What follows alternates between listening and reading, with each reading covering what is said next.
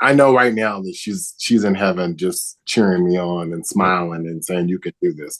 Every time I put a box together and send it out, I think about her smile and her being just so proud and saying, "Oh, look what my baby did." So I know she's proud of me, and she's looking down and she's cheering, and so is my dad. My dad, he wasn't like he didn't share his emotions like that, but I know that he was also very much proud of like my journey as a pastry chef and the stuff that I would put together.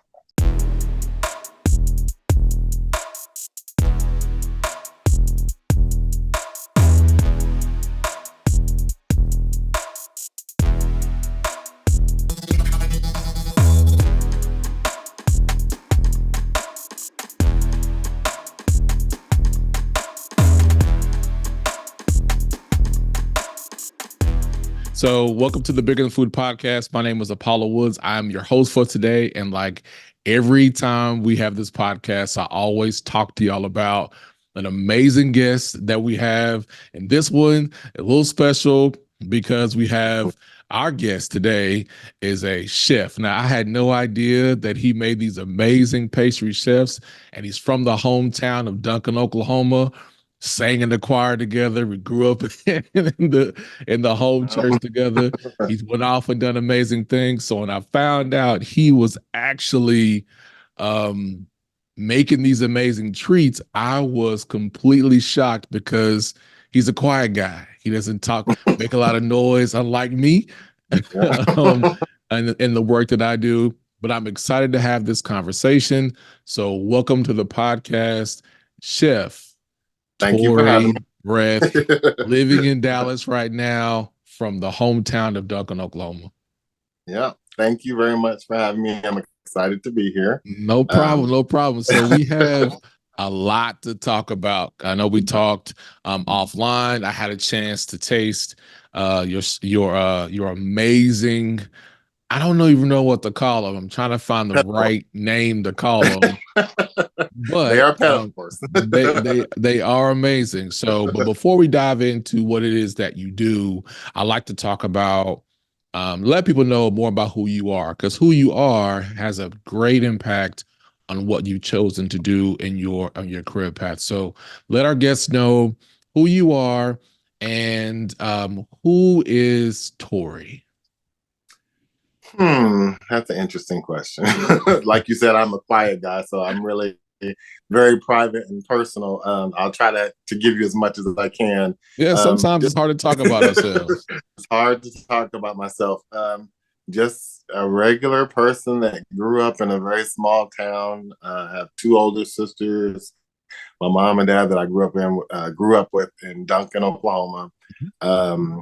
I discovered my love of baking and cooking probably around whenever I was in high school age. That's whenever I started to develop, to really kind of focus in on kitchen. I used to always watch my mom cook whenever I was growing up. I've told this before, like there's pictures of me as a child, and I don't know if it was just fate, but like I would have a little baby with a pot on my head. So I guess I was always interested in the kitchen, but I always used to just kind of just sit and watch my mom cook. She never really measured anything or did anything like that. So I just kind of just would watch her and see what she was doing. Could never get a recipe from her to save my life because she didn't really write down recipes. It sounds like typical moms. Yeah, typical mom stuff. But no, just grew up in a small town. Used to play sports. And like you said, we went to church together, grew up in the church in Duncan. And I don't know, I just developed this interest later on in life. Whenever I worked at there was a business call center that I used to work for in Norman. Okay, Oklahoma. hold on. But before you start diving into all that, because it is really hard for us to talk about who we are. I think sometimes it starts to feel like you're being boastful or bragging, but I'm curious just to uncover as you've gone through this journey of becoming a pastry chef, which like in my head, this is why this is an interesting conversation. it's like when you know somebody and then you're Mm-hmm. like, you did that? And Yeah. then it's like, wait a minute. Not only do you do that, it's not like a hobby, but you do it in the way, like Toy, I promise, like when you sent the box with those amazing desserts in them, in my head, I'm like, the quality of this looks like something I would buy out of the store. Mm-hmm. Yeah. I don't Thank I you. don't know somebody personally like that until like now, honestly, with you. So, but there's a process in that and becoming that. So I'm a bit curious to know. So after leaving, after graduating high school, what where was life at after that? Because I mean, at some point you went Yeah. to culinary school. But let's Mm-hmm. dive into leading up to that point. Like what was no, that's even too far. Let's talk about let's talk about let's talk about the process of you being curious in the kitchen. Like, do you remember that picture with that pot on top of your head? No, because I was like a toddler. I had no, I just came across it whenever we were going through pictures of family stuff. So I don't remember that at all. Okay. I do remember vividly because my mom, the way the kitchen was set up, there was like a little, I don't know, I guess now you would call it an island, but it really wasn't an island. But there were bar stools on the other side, and I would sit on those bar stools and just kind of watch my mom cook through, whenever she was doing dinner and stuff.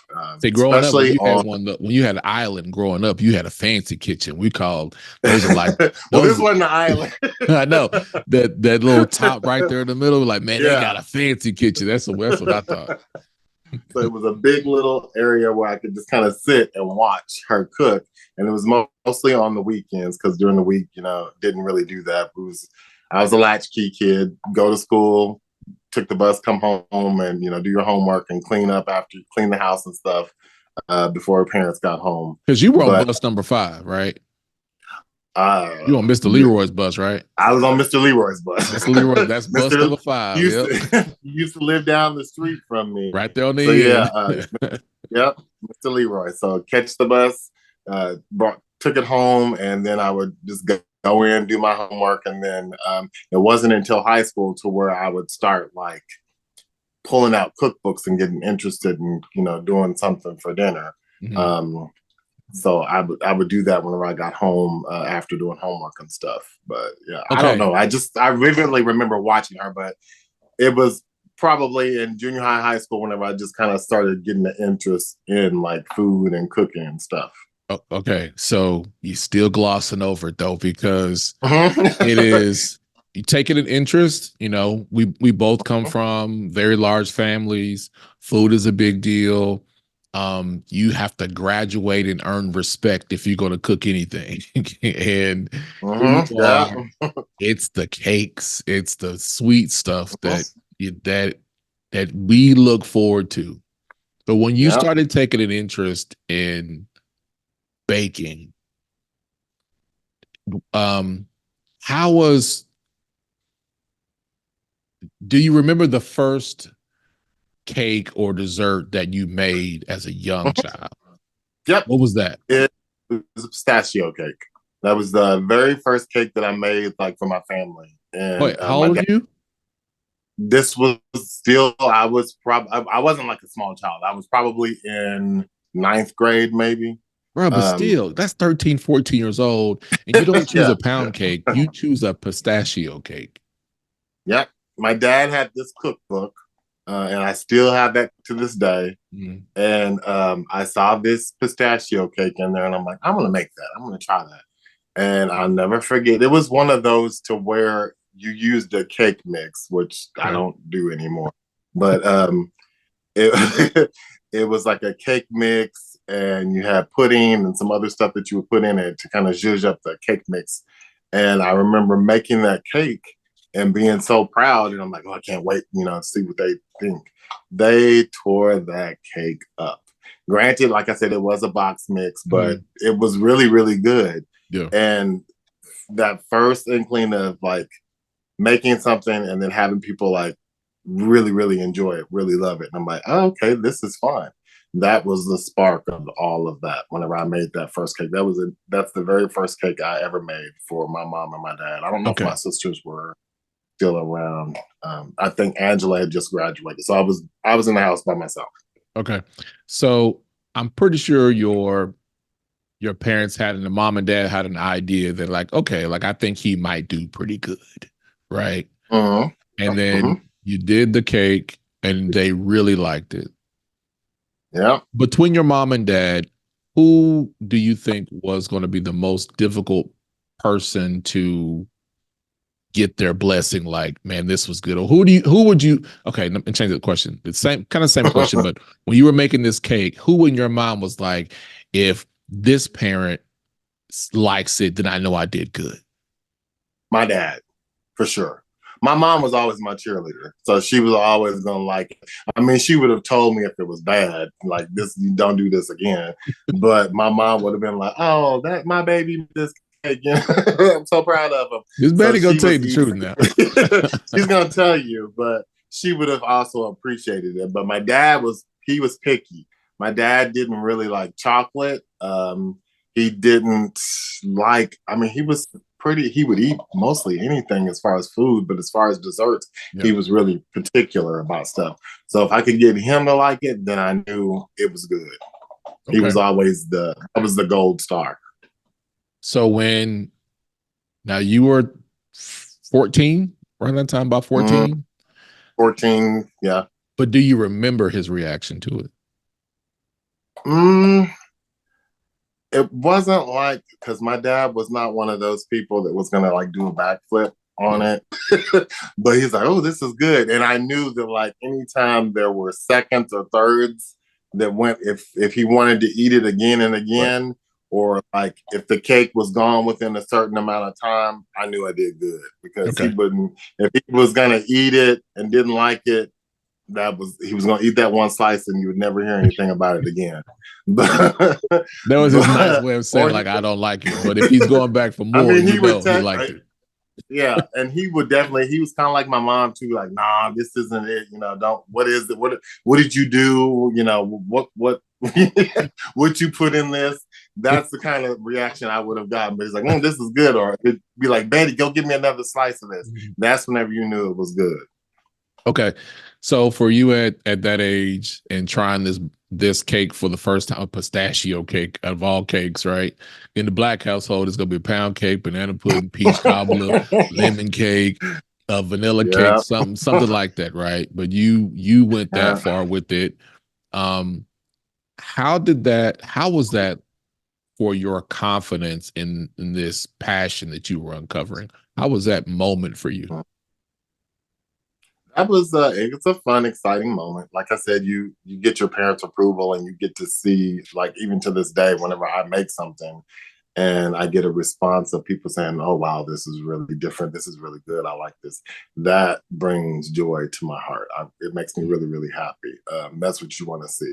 But it's not just about making the dessert. It's also, like you said, I'm big on presentation. I feel like people eat with their eyes first. Yep. So if you get something presented to you that looks enticing, you're going to want to dig into that. And then once you do, if that taste is extraordinary, then it's a home run. And, I feel like a lot of times, yeah, I mean, sometimes you get a dessert and it's ugly, but it tastes good. Right. But I'm real good. You may not pay I'm for it real, though. yeah, yeah. And a lot of the times, yeah, if I come across something, if I go anywhere, um, I eat with my eyes. I'm very, very, very particular whenever I go out to a restaurant, especially the desserts. Yeah. I get real upset in particular. I want to see something that's really beautiful, that's going to draw me in, and I hope it tastes as good as it looks. So But that's always been important. but where did that sense of detail come from? Was it, I mean, yeah, it comes out through what you create in pastries and Mhm. desserts and treats. But where did that part come from? Was that something that, your parents instilled in you in terms of detail and discipline? And like, where did that come from where it translated over to, pastries and baking goods? Probably my mom, because my mom was a really creative person. Um, she used to, back before she started working in the pharmacy at Homeland and Duncan, she used to work in the floral department. So she Mhm. would put flower arrangements and stuff together. Yeah. So, and just like stuff around the house, she was always like decorating the house and trying to make it look, a certain kind of way. So it was that part probably came from just watching her and being around her because she was a very creative person. So it was just kind of like you want to create things that look beautiful to people. So I probably got that from her. Okay. So then you have that influence in home environment. You start playing around as a teenager, making stuff and baking stuff. Now that you said that was the first time, and your sisters were out of the house, and Mhm. I think you're like 4 years younger, right? 3 or 4 years I younger. am 4 years younger than Angela, and I'm 7 years younger than Alicia. Okay, so that's about right. So, um, Duke is 8 years older than me, and then Brittany's 11 years younger. So you have that not same but similar gap in the next person. Mhm. But so then, do you remember? So that was that when you were your first one at 13, 14. Do you remember the next time Mhm. where it was like this is the big moment where you're Mhm. taking lead in the kitchen? Like, do you Mhm. remember that moment as a teenager? Yeah, I mean, it wasn't baking though. It was just cooking food. But it was that same cookbook that I had that my dad had ordered or whatever. I don't know where Okay. he got it from, but I found some recipe. I think I told you about this beforehand. It was like a chicken Dijon recipe that Okay. I found in that cookbook. And I was like, I'm gonna make this for dinner. I had gotten home from school, pulled out that book and started working on it. And whenever my parents came home from work, we had that chicken Dijon dinner, and they loved it. Now, My was this mom was like, cookbook was "Oh, something that your dad already had, or he did like the dad thing, like I saw this cookbook and I kind of got it for you, or it was something he already just had? it was his cookbook, but I just took ownership of Okay. it." I'm real bad about just like taking things that I find interesting. I used to do that with my mom all the time. There's a painting of my mom that this is kind of off subject, but it just kind of goes to show what I would do. But she sat for some artist years ago. Mhm. He was like in Duncan teaching some course about painting to his students, and my mom was one of the models. So she sat down and did the painting, and he didn't sign it because he claimed that it would be worth too much if he signed it, but he gave her the painting. Mhm. And she used to, I don't know if my mom didn't like it or what her deal was, but she would hang it up sometimes, and then sometimes you would find it behind the couch or whatever. And I'm like, why doesn't I love her? I'm like, why don't she want this picture? So whenever I got out of the house, I would come home to visit sometimes, and I would just take the painting. It would go back to my apartment. I'd hang it up on the wall, and she never knew anything. And then she would come and visit, and she'd be like, "That's my painting. Why do you have it?" So she would take it back, and it was just like this thing of years of me uh, just like stealing that painting back. So now I have ownership of the painting. Of course, after she passed, yeah. my sisters already knew that that was going to be mine. I got it framed really nicely, and it's in the house here. But as far as like the cookbook, it was the same thing. My dad had ordered this cookbook. I don't even know if he ever even did a recipe out of it because he Okay. would order cookbooks all the time, and I don't know that he necessarily used them. But I came across the cookbook and I started looking through the pages, and I'm like, I like this. So I just took it. Yeah. So So did your from dad that cook? book, I made my dad cooked, but he mostly barbecued. Mhm. He I was remember that. excellent at the barbecue. Yeah.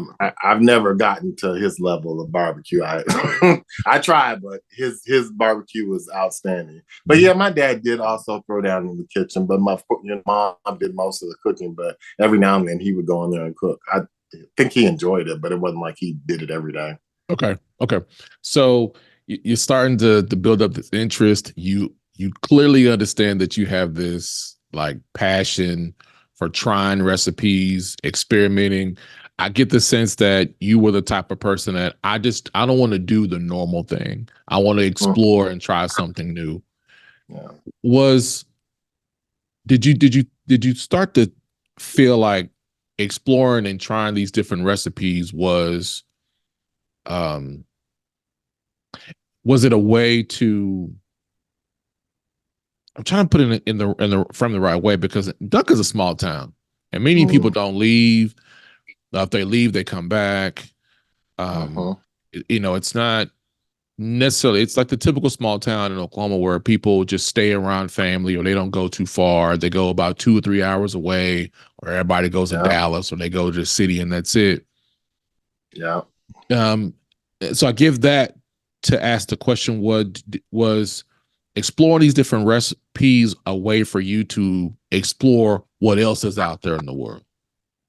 Yeah. I don't really like doing the normal thing, like you said, with pound cakes and uh, I mean, of course, I do love peach cobbler and all of that, sweet potato pie and all that stuff. But whenever it comes to recipes, I like to go outside of the box because it's like you get a pound cake all the time and Right. you get all that stuff. That's like that used to frustrate me whenever I first started trying to like sell cakes and stuff to people.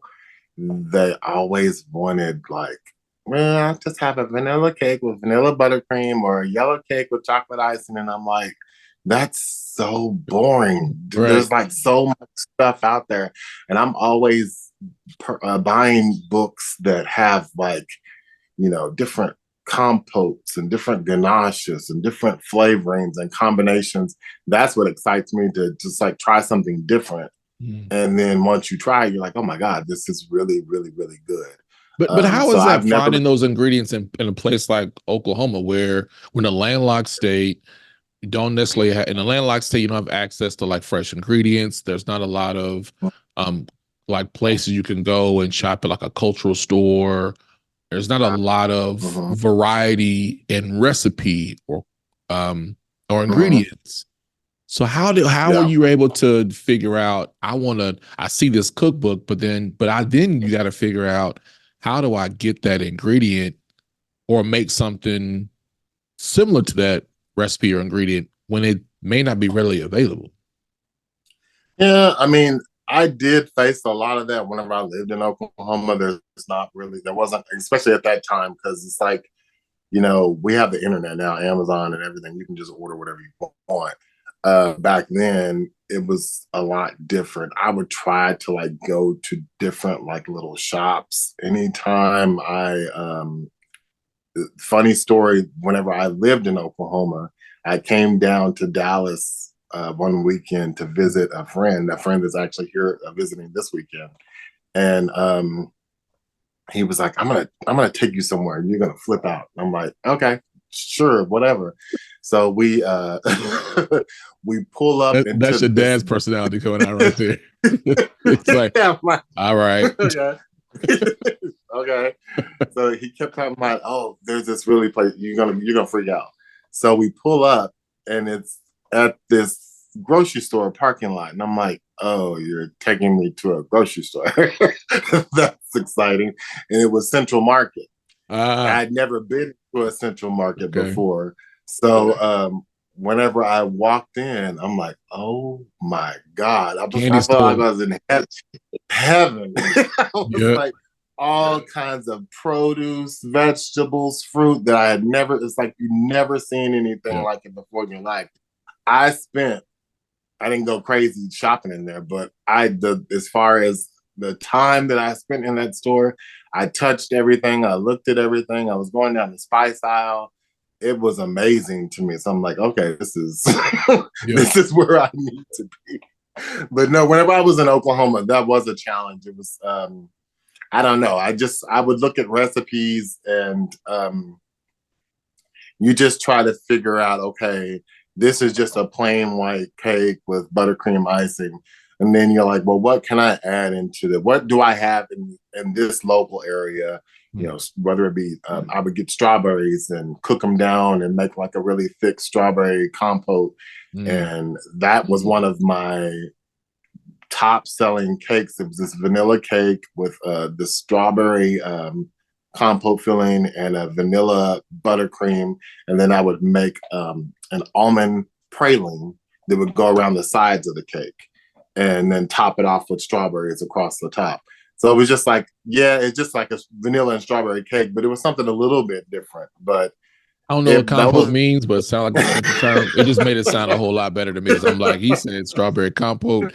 Sounds like compost. I know that's not what he said, but it sounds good. But but even when you describe going to Central Market for the first time, like even that moment, watching you talk about it, there was still this excitement, right? That comes out of that moment. So, and then I think that's not a thing. I know that's why when I when I decided to, you know, I was like, I'm not going to OU or SU. I went to TU. And then after that, I moved to Houston. It was like the stuff that you read about and you see on TV. And then when you get a chance to see it and touch it for the first time, it's like this huge, like, door just opens in your imagination. And then and for me, I get that feeling of, wait a minute, I'm from this small town. I never thought this was possible. Then you realize it's actually not that far away. It's actually, but just didn't know enough people to have access to it. So when you think about, before we get to talking about going to culinary school, when you were exploring these recipes and just doing these different things, did it encourage you to want to get in places to learn more, like to be around people who just knew something different to learn from? Oh yeah, I couldn't wait to get out of Duncan. I understand. And I have not looked back since. I understand. No, I couldn't wait to get out. Like, you know, whenever I was younger, there were some schools that I wanted to go to, like in Atlanta or Chicago, but my mom was like, you're not too far. doing that. Too far. Yeah, it's just, that's not gonna work. And I resented her for quite some time for that. But it's like, you get over it as you get older. You know, it's funny you said that. Sorry to interject. Funny you said that. So I applied to go to Morehouse, got accepted. I got my acceptance before going to TU. And my mom pretty much did the same thing. She was like, it's too far. I won't be able to see you. I was actually mad about it. And then when I got the acceptance from TU, I felt like I settled because I wasn't going to where everybody else went, where my classmates went. And I went there. Now, in hindsight, looking at it, me not going to Atlanta and the things how they worked out actually has been a part of the complete journey that I'm on. Could have been different going to Atlanta, but the path that I'm on is the path that I'm on. So I definitely relate to you in that, like having a feeling about like, man, I'm trying to get up out of here. Oh yeah. I wanted to just get out. And then it was like, I couldn't wait to just go as far as I possibly could go to get away. Cause it's like the small town mentality of like being trapped in this little square box and you just wanted to break out and, you know, see the world. But now it's like 2020 hindsight. It's like, that wasn't meant to happen. You know, if it was going to happen, it was going to happen, but it didn't happen. But now being here in Dallas and, you know, I travel quite a bit sometimes, get to see different things and get inspired every time I go somewhere. As far as like on the culinary side, I do find inspiration and I come home and I'm like in the kitchen, like, oh, I want to do this. Oh, I want to do that. So, yeah. All right. So now you've explored and I'm pretty sure that you're making a lot of, you're getting some orders in and people are asking you to make more stuff. So talk about that moment where you were starting to get busy. Like people were wanting you to bake things. They wanted you to do the things that you were passionate about. Like where were you? When did that moment happen when you were like, you know what? people are asking me to make the things that I want to make and they're open to it? Like, what was that space and time like? Well, that started like whenever I was working in Norman at that call center. There was about 200 or so people that worked there. And every Friday we had a potluck. And I always brought some kind of cake, pie, whatever. It was always a baked good. And just the people that I worked with were always like, man, this is really good. Or it got to a point where like, why aren't you doing something with this? And I never like it was just fun for me to do it. Like I was like, I'm just gonna make this cake, bring it, and just like enjoy it with everybody. And it never really kind of registered like, hey, you need to go further with this. But everybody was kind of like, Torrey, you're just wasting your talents. Why aren't you doing something with this? And I'm like, huh, why aren't I? So then I decided to go to pastry school. I enrolled in pastry school, and that was about a 9 month school that I went through. And after that, got a job, working and doing stuff in a bakery. But it was at that point to where I'm like, I'm going to start selling this stuff. So right before I went to pastry school, there was a time frame around the holidays to where I said, okay, I'm gonna start trying to see if I can sell some of this stuff, see if people are interested.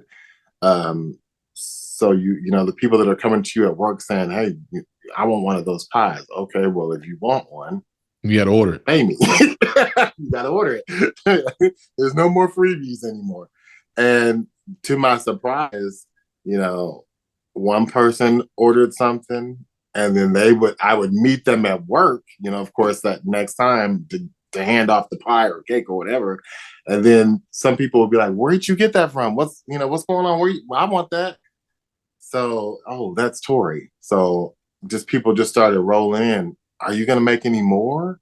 I'm like, well, I can, sure. Go ahead and place your order. So it just started that way to where I would make something for somebody, and then other people in the office were seeing it and they wanted it. And then as the holidays rolled around, I'm like, I'm just gonna turn this into like a little business right now. Yep. And it took off like crazy. I was making pies like all night, trying to get out to all of my my coworkers. So that's whenever that kind of all started. So you had no idea that at that time you were testing the market by being at an employer that had a weekly, potluck, whatever they're doing, and you building up a customer base, not knowing you were doing that. And then you had one order, and next thing you know, it's like, hey, well, you already know I do this well.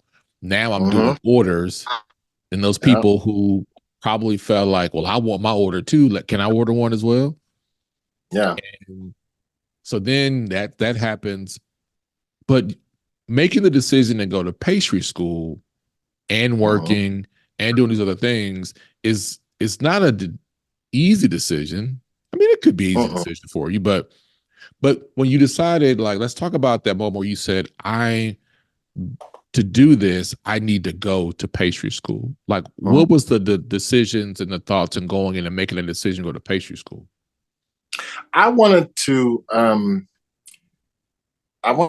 gain more knowledge. It's nice to make like pies and cakes, but I wanted to know more. I wanted to get more information on like how to do the things that I was seeing in magazines and cookbooks that that really got my attention. Like I said, it's nice doing the little normal stuff, but I wanted to do something unique. I wanted to know chocolate work. I wanted to know how to do breads. I wanted to know how to make my own sourdough starter. I wanted to do tarts and, just everything, croissants. So it was just more about like, I need more knowledge. Yeah, I can go on and keep making cakes and pies and selling those, but I want to know how to do everything. So I just decided, I found a school that did that. I did some research, found a school that did the pastry program, and I'm like, I'm going to go and I'm going to hone my knowledge and get as much information as I can so that I can perfect it. And I want to be able to present people those desserts that I see that I like, and really get some attention that way. So when you're going through pastry school, you were seeking out, want to know the foundational skills so you can build on those skills to do things. But as you're talking, what I hear you talk about like the ambition, the desire, the discipline to not get in your head to not try something. Mm-hmm. But I also connect that back to your mom and dad, where it doesn't sound like your mom and dad were the type of parents that were not supportive, like they were allowing you to try this thing. There was no like, don't make that. We don't want that. It was allow you to grow into that. Of course, probably, knowing your parents, there's some framework in whatever you're going to do, right? Yeah. Um, so if you look back now, can you see how that shaped you to pursue this career in culinary school and pursue the craft that you have from that influence of growing up? Mm, yes, I can see. Because my parents never tried to stifle me with things that I was interested in doing. Especially my mom, like I said, she was always my biggest cheerleader. Like she was so excited whenever I told her I was going to go to pastry school, and she couldn't. I know she was probably telling everybody in Duncan, "Oh, my son's pastry chef. He's a pastry chef. He's going to pastry school." Blah blah blah. So, and of course, whenever I would make stuff, I would try to share it with the family, or I Right. was always taking pictures and stuff and putting that online. So she was like proud mom. So they never tried to like say, "Oh, this is crazy. Why would you want to?" do something like that. They were excited about it. Yeah. So that helped, with giving me the confidence that I'm headed in the right direction. I'm doing what I need to be doing or what I should be doing. Okay, Something that gives me. so that's starting to take off. You eventually end up after culinary school, after pastry school, leaving Oklahoma. Did you continue baking in Florida, or was it hard to get Not at first. started?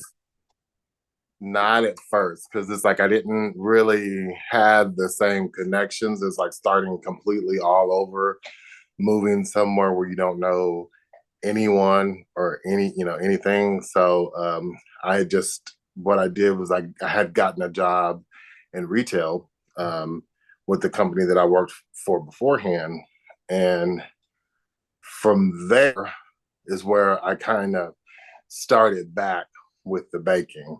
Um, we would they knew that I baked because I kind of would talk about it with my employees.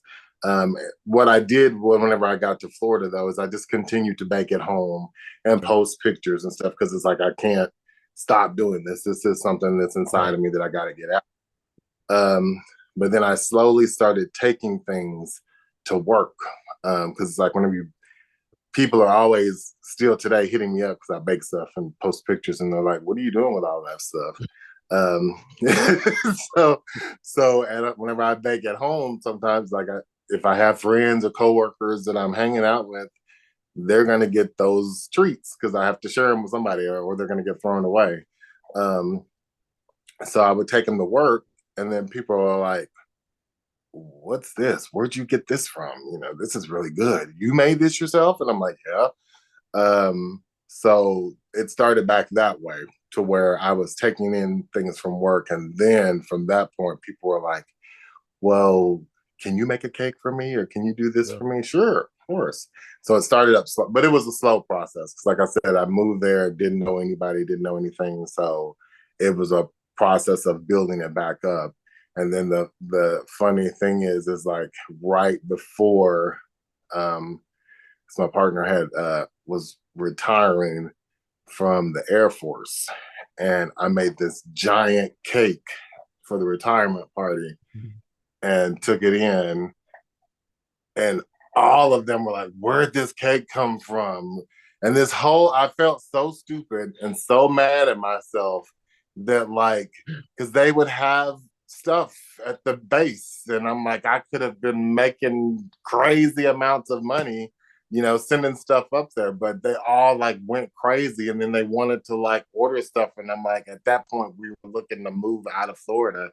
And I'm like, oh my God, stupid.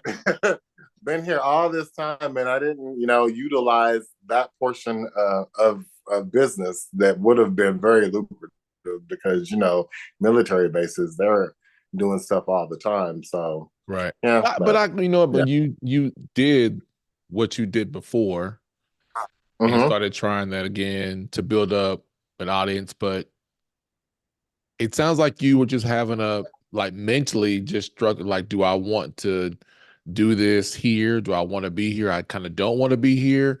But what I Mm-hmm. love about what you decided to do was even though you didn't have the customer base that you wanted, that you were growing accustomed to, you didn't stop. You still Yep. practice, you did it at home, you posted to keep yourself fresh and mentally motivated. Yep. And then the moment where you're making a transition away, people are like, well, why didn't you tell us this whole time? Oh yeah. It was, and I literally like once that happened, I was like, what was wrong with me? Why didn't I do this before? Like, because you should have seen the reaction from these people because it was a big giant cake and it was all these people there and they were like tearing into that cake and like, where'd this come from? And this is good. I need to. Does this person have a business card? And I'm They like, knew it wasn't from the base. They probably knew it wasn't from the area. And oh yeah. okay, describe the cake. How big was it? What was it? What kind of cake was it? It was just a simple cake, but it was like a full sheet, so it was a big cake, and half of it was chocolate, half of it was vanilla, just a buttercream icing. But it's not. Whenever I say buttercream, it's not the buttercream that people It's not are the sheet used to cake at from the. Walmart. No, no, no. I hate that icing. It's too sweet. It's too thick. It's just, I don't know. So it's like, it's like a meringue type buttercream, um, where it's really light and fluffy and it's not super sugary sweet. So I think that's what really kind of threw those people off is because they weren't used to, whenever you see a sheet cake like that, Right. you're thinking you're going to get that grocery store buttercream that's real thick and sugary. And it was real light and fluffy. And they were like, man, this is really good. Who made this? Where's the business card? I need to order one. Oh, and I'm just like, oh my God, what a dummy. I Hey, should this is have what been you said doing this before. this You whole said that when people look at things to eat, they look with their eyes first. time. Mhm. So in Yeah. this case, they saw a sheet cake and they thought it was going to be something. And then when they tasted Yeah. it, it was a completely different reaction to what they Yeah. saw. So they're getting Mhm. very stimulated and excited, but then they realize Mhm. you're the person that's doing it and you're leaving. Yeah. Yeah. Yep. So I was like, man, oh well. So you leave. But So you're leaving we're Florida, leaving. and so from that Hmm. experience of you kind of got out of your head about it and realizing that people were actually wanting this. What did you learn from that moment as you went forward? It didn't matter where I was at, that I could still do what I was wanting to do. It's like because whenever we first moved to Florida, I just kind of like sat around thinking like, what the hell? What am I gonna do? But it didn't matter. It's like if you have the talent and the drive, no matter where, if I'm in Oklahoma, Florida, Texas, wherever, I can do it. I just have to push myself to get out there and do it Okay. because people were enjoying it wherever I was at. It didn't matter. People were like, "Oh, I want more of this." Were you ever at any point when you were like, "Hey, I'm good at this," worried about competition or other bake shops that are well known or the big franchises? Was that a part of your planning, or were you were like, I'm not worried about what they're doing, I'm gonna do what I'm gonna do? Yeah, because I always wanted to do something different anyway. Um, it's like even when once we got to Dallas and I decided to keep going and try to make stuff. I mean, yeah, you have those moments where you're like, oh, is anybody really gonna, be interested in this? But I wasn't like, I look at other websites and other businesses and stuff, and I look and see what they're doing, but it's like, oh, that's nice for them, but I want to do something a little bit different, a little bit more elevated, a little bit more unique. So, because I'll be that person over there in the corner doing his own thing. Everybody else can hang out over here and have fun and party, but I'm gonna be that person over there doing my own little thing, and then I'm gonna draw that crowd over to me to be like, what is this guy doing? He's doing something completely different. So no, not really. I was never too worried about competition. Yeah, even just what you said in that, and I want people to hear just even what you just described. Like you were aware of what other people are doing, you researched what other folks are doing, but you knew this is what I enjoy, that you enjoy. But from each employer that you talked about, you had a market of people that you were introducing them to. Like you were testing the market. I Uh-huh. like it. Do you like it? Well, if they do it Yeah. this way, and I know that people have been mentioning it's too sweet, or it's Uh-huh. not light, or it probably tastes like came out of the refrigerator from last week and they're giving it to me. But you took that and you said, I don't want people to have that experience with me. Uh-huh. It's gotta So be an elevated experience for So the you're for giving people. them an elevated experience that they didn't think they would like from something they've seen before, but it's elevated. So you started off your brand as cupcakes, right? Was it Uh-huh. Cupcake cupcake artisan. artisan, cupcake artisan? Now, Uh-huh. what is artisan? I said artesian. I'm pretty sure I'm not the one that butchers the word. So what does the word artisan mean? It's basically that you're making it from scratch, is all that means. It's that it's Okay. something that you're doing all from scratch. Okay. And that's basically what it means. It's nothing that deep. Okay. Okay. But no, but it is for a person like me, when I see the name, now I know that means that they're making it from scratch or it's a homemade. So that's the key, the cue for me. But why did you choose that name? Because everything you talked about cakes. You're not talking about Mhm. cupcakes. So why did you Uh-huh. choose cupcake artisan to start off with? So whenever I decided to kind of go out into business, I wanted to do something that was easy for people to, move around with. Yeah, I liked the cakes and stuff, but I'm like, I wanted to have something to where they could pick it up and go. And I didn't want to do, I just didn't want to do like cake slices or anything. I wanted to just do something a little bit different. So I put my sights on cupcakes and just started playing around with different flavors and different combinations, different sauces, ganaches, and just went from there. So I started off with just cupcake artisan, just because it was easier for Yeah. people to transport them around. And I can I see that. remember No, whenever go I ahead. was going to the market, Mhm. that's what people, I like it because I can just take it and go. So I'm like, oh, okay, Yeah. this is working out. And it's also it's different than you're buying Mm-hmm. slices of cakes. Like I literally almost have your own personalized cake, but it's a cupcake, Mm-hmm. easy to transport. Yeah. I have my own, and when people typically Mm-hmm. get cupcakes, they've kind of been the same, but they're Mm-hmm. getting their own mini cake. Essentially, is what they're Yep. getting, right? So I love that. Now, when did the moment happen? You were like, I'm going to move to from cupcake artisan to the new brand. So I did the cupcakes for quite some time. I would go to the markets every weekend that on the Saturdays that I was available that I could go. I would go to the market and sell the cupcakes, and it was good. But I just kind of got burnt out with it Mm. for whatever. I was bored with cupcakes. It sounds crazy. It's like everybody has a cupcake thing now that they were doing. Yeah. I felt it's like I wasn't like the trendsetter for it or anything, but it Wait, what just year was felt that? like What year was that? it was 2014, maybe So 15, was that the somewhere around time there. when people were doing the stuffed cupcakes were real popular? Right around that Probably. time?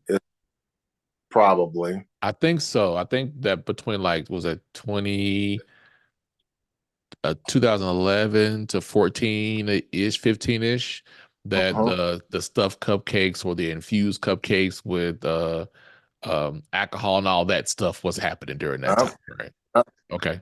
Okay. just it was like a cupcake explosion. It's like Yep. I remember everybody started just doing cupcakes, and I'm just like, I don't want to do this anymore. I need to do something a little bit different, a little bit elevated. So because I had taken a break from it, from the market for a while, Mm, and I was doing like people would hit me up every now and then to do like birthday cakes and yeah. do cupcake orders and stuff like that. Um, Even there was a couple of companies that like I did dessert trays for, which Mm, really excited me because it's like, oh, it's not cupcakes. I would do like lemon bars and little tarts and mm, pastries and stuff, put them all on this big tray and send them out to them that way, which was really fun for me because I'm all about like doing as much stuff right. in the pastry world as possible. So I had taken a break from the cupcakes, and then whenever I decided I was getting that itch to get back doing more stuff, doing research really hard on what Mm, it was that I wanted to, because I yeah. didn't want to do cupcakes and I didn't want to do cakes. Um, so I came across pinafores. There was a woman that I follow Okay, out in hold on. Wait. California. That's a big fancy word. Big fancy word. What is what is a pedophore? What is that? Pedophore is just a miniature little cake. It's Okay. usually like 3 or 4 layers of cake. It'll have like uh, ganache or jam, or sometimes people use marzipan with them, and it's Okay. usually covered with some type of fondant or icing or chocolate.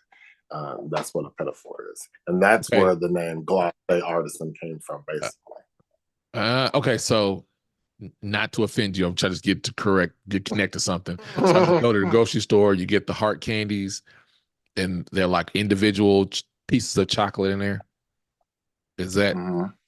for the sake of people listening and watching? Is it like similar to that? Because some of those have like it's like cakes in some of them, and some of them are just terrible, nasty with like chocolate and cherries. I hate those. But Now, besides so those are the small portions of mini layered cakes. many layered cakes.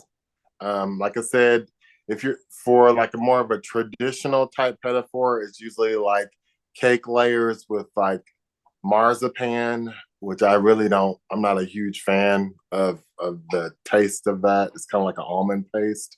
Okay. Um, so it's usually that or jam or some type of ganache, and then it's covered with some type of either fondant, icing, or chocolate. Mm, I didn't want to do mine like the traditional. Like I said, there was a woman that I came across that's out in California that I follow, and she does confections and pastries and pedophores. And I was like, I want to do these because people don't do pedophores. They are very time consuming. It's a lot of work that goes into them. They're small cakes, but the smaller something is, the more work that mm, goes into it. okay. So So I've it's like when I got mine, it was I appreciated every one of them because mhm. it did feel like this was a lot of work put into that one. It felt intentional. It felt like this wasn't a rush thing, a big sheet in a factory and it was cut out and mass produced. It felt like, yeah, like this is something that I want to not eat it all right now because it's so good. Let me wait. I'm gonna eat one now, try to not eat one later, but I eat one later. I Yeah. don't want to share it. Nobody else can have it. Kind of kind of Yeah, I thing. remember you not wanting to share. Yeah, no, I'm still kind of mad. I had to share it anyway.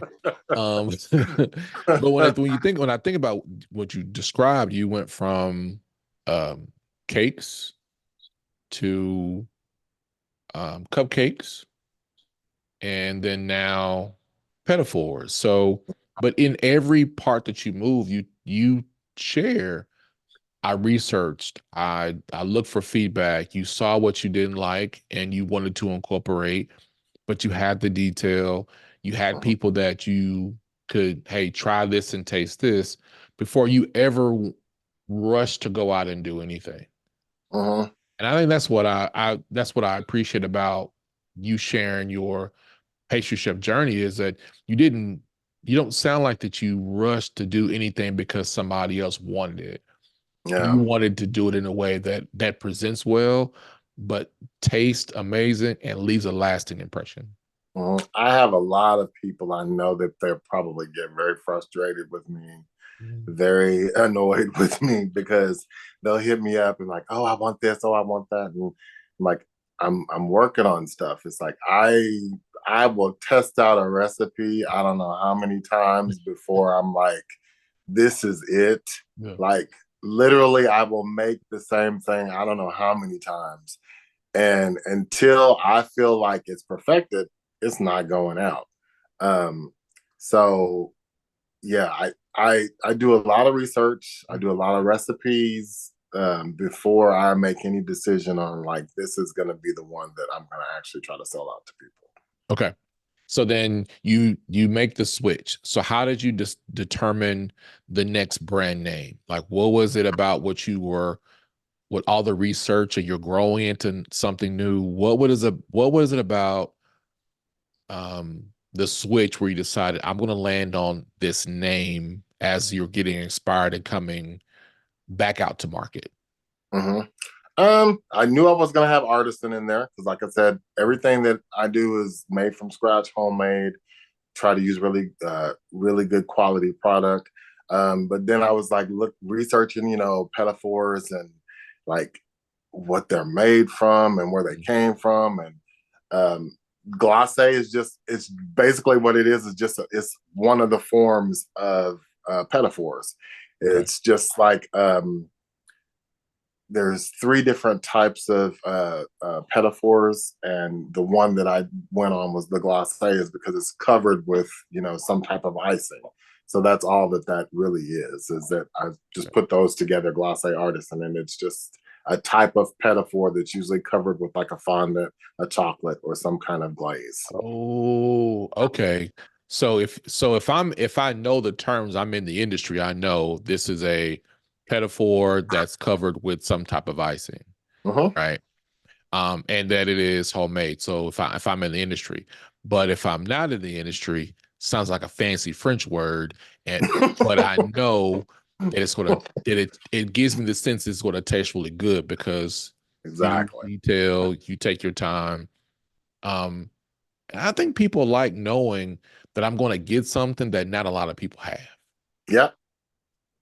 People want it even more, and they're willing to wait more because I know, hey, if they can wait for Jordan, Jordan's going to have a release on the shoe, at the end of the year or next year, or they wait for it, and there's this huge demand for it. Mm-hmm. So then, how do you get out of your head Mm-hmm. to meet this demand as you are, you know, Tori, you know it's good and Mm-hmm. you know it's going to be good. So I don't know if you figured it out, but how do you get out of your head to get it out knowing that people want this? I don't know that I ever will. Like that's just like a personality flaw that I have. Just like 2 or 3 days ago, Angela, my sister, had to give me a speech about Tori. Get out of your head. You're gonna, she's like, I have a feeling this is gonna be really huge for you. Just do this, just do that. And that's one of the things that I struggle with is getting in my head. I have I'm a perfectionist, and it's a struggle because it's just like I don't want to put things out. I don't want to disappoint anyone. I don't want to charge somebody for something and they feel like they've been let down, Mhm. because I've had that happen to me, and it's a bad experience. You don't want to put a product out there and people are like, oh, he thinks he's special, but this tastes like garbage. Right. so, so, so it's just a struggle for me. And I've gotten to the point now to where, I mean, I'm fairly confident and sure of myself, but it's something that I struggle with, and I probably will struggle with it until the day I die. But Yeah, and I think the other side of that, when you think about you want to give people the best, you want to give the best effort, it is if you take it from the place of I do this because I want people to get the best out of this. I want this to be a lasting impression because if they order, they may not order again for a few more months, or they may order one time, but the yeah, one time that they did order, they're going to talk about it as an amazing experience. And I think that could be an interesting business model for people to know that,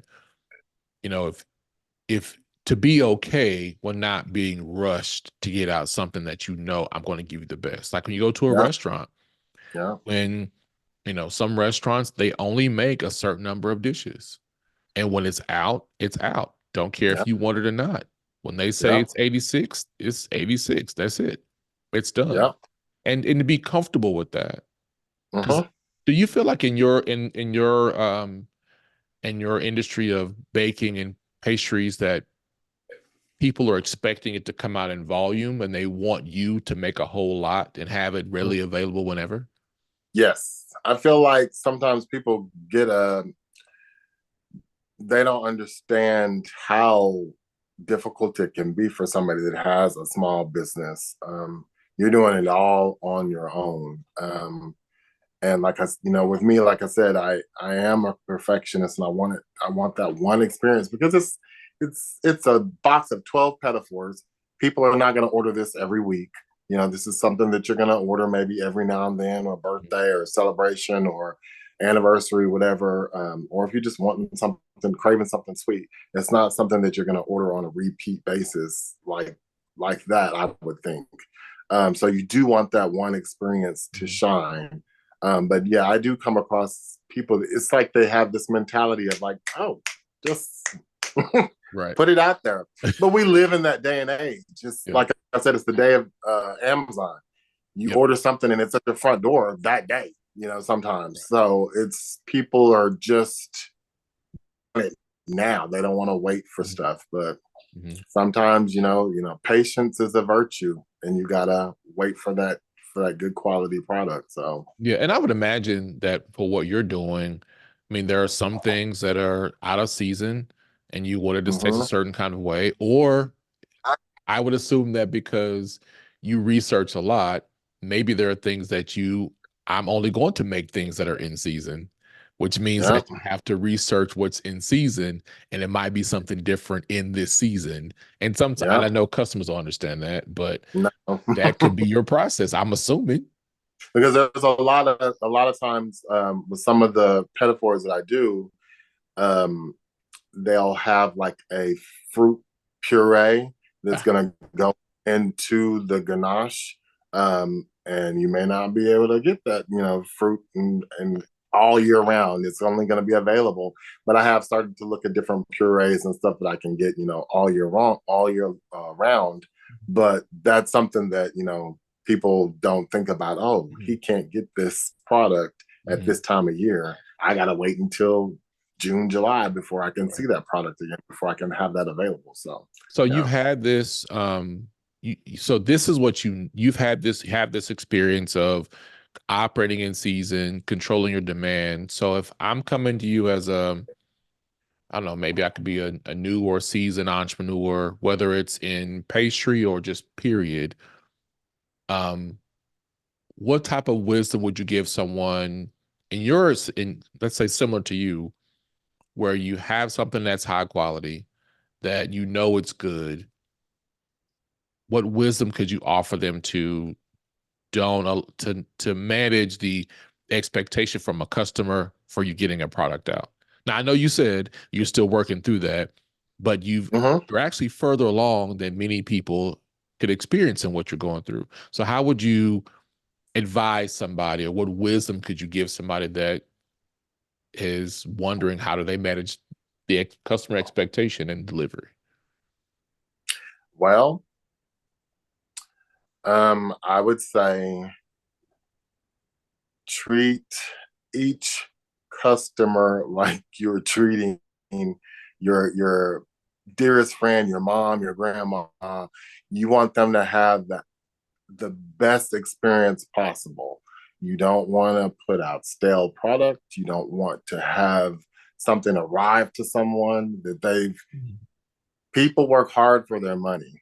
And I'm very aware of that. And I don't want somebody to pay me for a product and then they get it and it's ruined. You know, it shows up in a bad condition. So I've tested that quite a bit. Like with my sisters, I just sent them a package of stuff, but I like to test and send out. I'm like, send me pictures. Tell me the condition of the product. How did it arrive at your house? What does it look like? Does it still taste, good? Give me all the information. I question them on everything. Yeah. So it's just about setting those expectations up for your customer. You have to like test things out nonstop to make sure that whenever that customer does order something from you, that they're getting actual best from you, because it's word of mouth. The business that we're in is the word of mouth business. Yep. If I send something out to you and it's good, you're going to share that experience with somebody else. Right. Now, if I send something out to you and it's bad, you're going to share that. You're going to share that, but you're going to share it with, you share bad news with people more than you share good news. Right. So that's going to go about tenfold. If you order something from me and you've put your good hard money to use and you said, I'm going to buy something from Torrey, and it shows up on your doorstep and it's in shape and it tastes horrible, you are going to share that with at least 10 different people. Right. Right. And then those people are going to share it with somebody else because, guess what? Apollo told me. Exactly. So, you have to set a high bar for yourself, test things out, just, be very aware of what you're putting out there because it's got your name attached to it. Absolutely. And I take that for people, how you can use that same wisdom that you shared with, if you're a person who has something and you are, like for you, aware, make sure that you're going to leave a positive, lasting impression, even for that person who is maybe hesitant just to start. Like, if you're hesitant to start, just think about when you're going to have to start, but think about, and what am I doing to leave a positive, lasting impression, and use that to get you to the next point, to get it to the customer. Because sometimes people think that, especially going into business, that you need to have 100, 200, 1,000 products to be available to sell.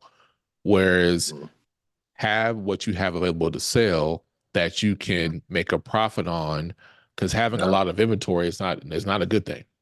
No, right? You don't want to overextend yourself. Do not overextend yourself. Especially whenever you're starting out. That was a problem that I did have whenever I was doing cupcake artisans.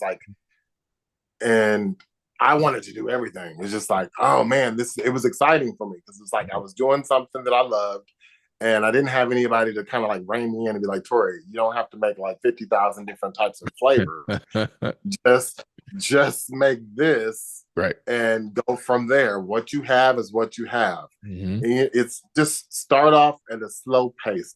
Do not overextend yourself because it's all on you.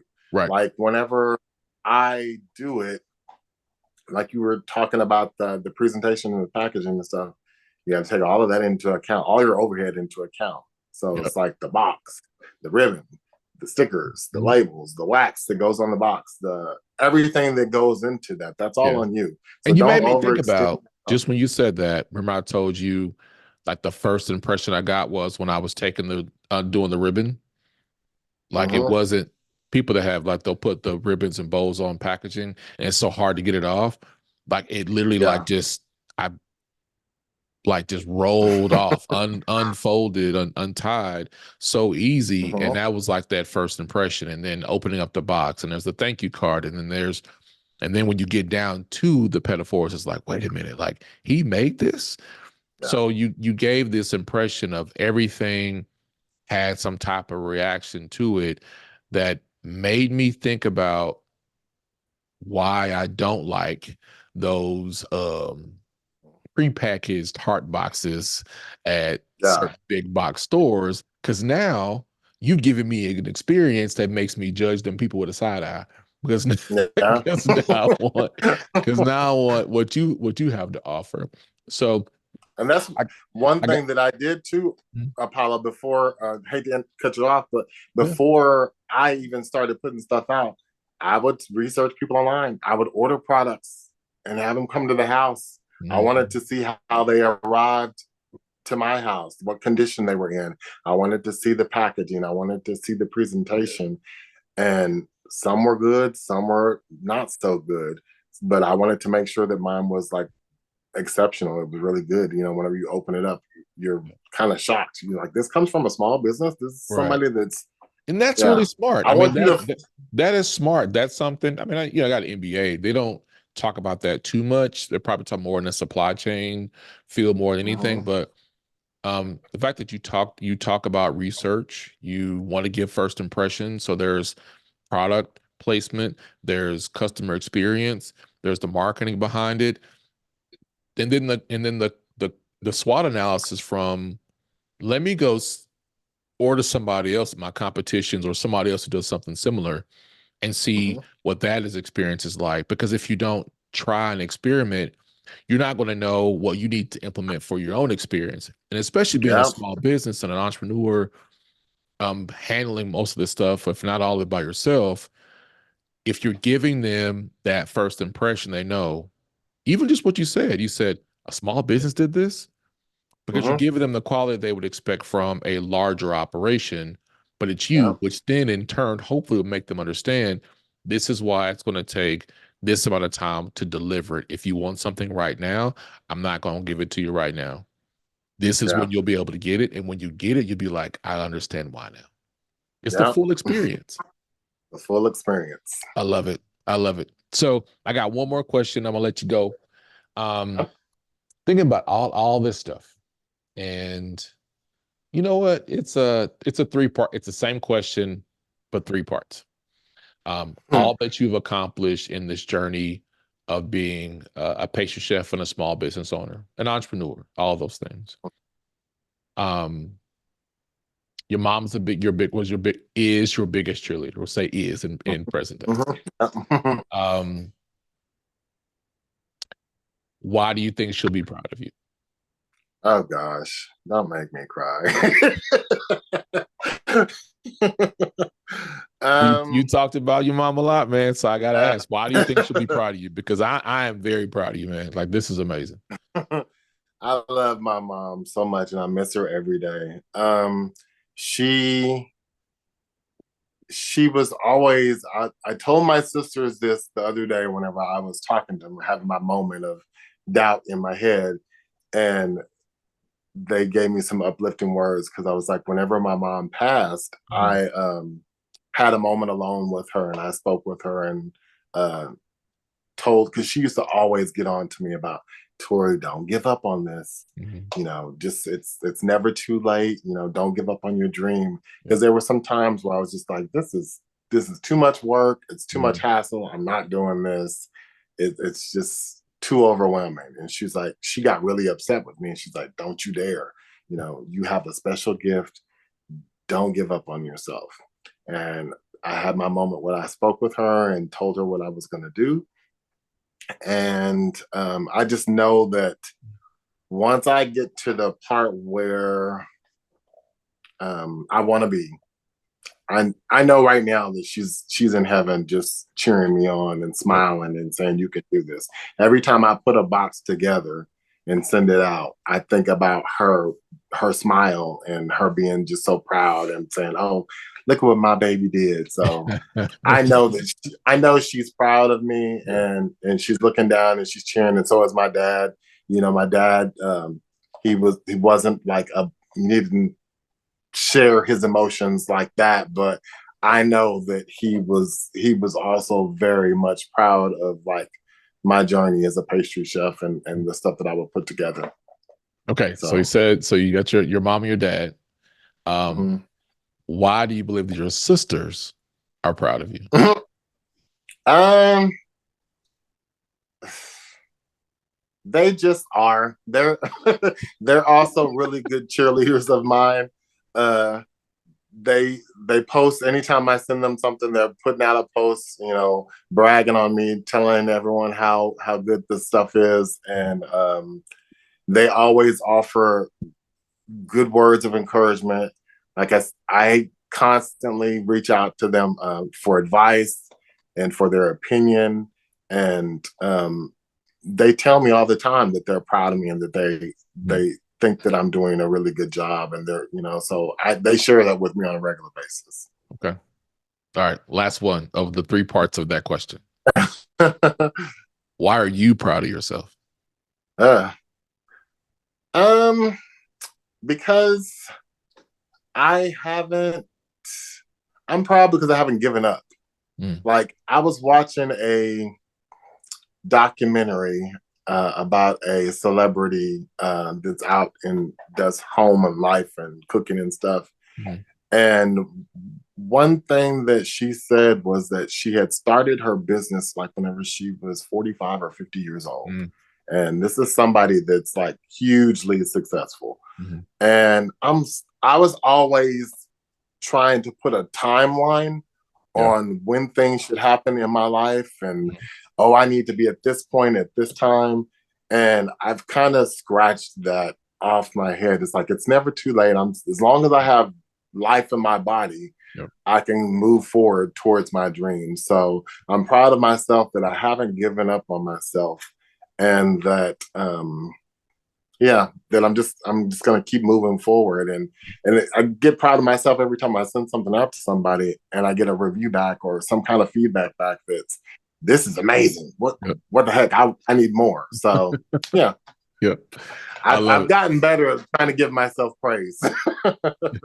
Sometimes it's hard to do, man. It really is. It's hard to pat yourself on the back at times because we can be overcritical of ourselves. So this is what I've learned from you in this conversation more than what from the last conversation that we had. One, that you researched and practiced your passion, of course, on your own, but then you also use your environment. You use your employer. You use people around you to test and see if they liked what it is that you were trying, but you still went back and researched. You researched before you even went to market. Even in that before going to market, you found out what people liked. You were willing to try something different. You were willing to look at what your competition was doing to figure out what is the experience that you want to give. And what constantly comes up, even as when I was asking you those questions about your parents, your sister, and yourself, is that being in an environment where people are going to encourage you and cheer you on, because entrepreneurship is challenging. Mentally, it's challenging. You can feel isolated at times. You can question whether or not you're doing the right thing, and having people around you who are pouring into you and give you the confidence and assurance that you're doing the right thing helps you continue researching, branding, and figuring out if this is something that you would really want to do. And so I think all those things that you talked about are very important to whether someone wants to be an entrepreneur or their career path or their personal goals. All those things ring true. And I'm proud of you because, man, even for the work that I do, you're making me think about, have I considered more of what other perceived competition or other people are doing in their experiences with customers that I can consider doing for my own? That's why I like having these conversations, because I get a chance to hear from somebody else. On top of this podcast allows, I think, people who have amazing talent like yourself, who don't get the who are not maybe on TV, who are not getting in the newspaper, because there's so much amazing talent. And think about it like this. We're both from Duncan. How many conversations do you know of in our town that ain't many of us that look like us in the town? Is someone talking about they're out in the world doing amazing things? Not Yeah. Not many, right? So it does bring me a lot of joy to be able to have this conversation with you and from the hometown and doing amazing things out in the world, because people need to be able to see more people like us and like Yeah. yourself as they're going through this journey. Because man, I would have never assumed that you were going through all of that thought process in the quality of product that you put out. Like, I would not even think like, man, you questioning whether or not what, but it's real. It's helpful information. So I mean, Torrey, Chef Torrey, I appreciate you sharing your journey and in the pastry world, and can please continue doing what you're doing and grow and get that out to the market. So if someone wants to support you, support your business, and find you on social media and place an order, how can they do that? They can definitely reach me at Glosse Artisan on Instagram. They can reach me out on Facebook. Also, Cupcake Artisan is still up on my Instagram as well. I'm hopefully going to have some announcement coming soon as far as like the markets are concerned. Okay. There's one that's going to be a big market for me. So that's in April. So hopefully, keeping my fingers crossed. Okay. And yeah, just through Instagram, just reach out to me that way, or Facebook. I'm not on Facebook that much, but you can reach out to me. Yeah, definitely find them on Instagram. There's a lot of amazing stuff on there, and I'll repost the video that I did. I'm telling you, you will not be disappointed. So, Torrey, thank you for giving me your Saturday to talk about your journey as an entrepreneur. I loved hearing it. I'm definitely absolutely proud of you. So if y'all want to, if you missed the full episode, you can watch the replay on our YouTube channel at Bigger Than Food. You can also see it stream live and the replay on our social media as well. So do us a favor, help us grow our YouTube channel by subscribing to our YouTube channel. And like we always say, our mission is bigger than food, and make sure you are intentional with your spending and support a local Black-owned business today. Thank you for joining the Bigger Than Food podcast. We hope you found inspiration in stories shared today. Remember, it's the courage to take action that drives real change in the world. Be sure to subscribe to the Bigger Than Food podcast for more conversations with movers and shakers who are shaping our tomorrow. Until next time, keep dreaming, keep believing, and keep making a difference.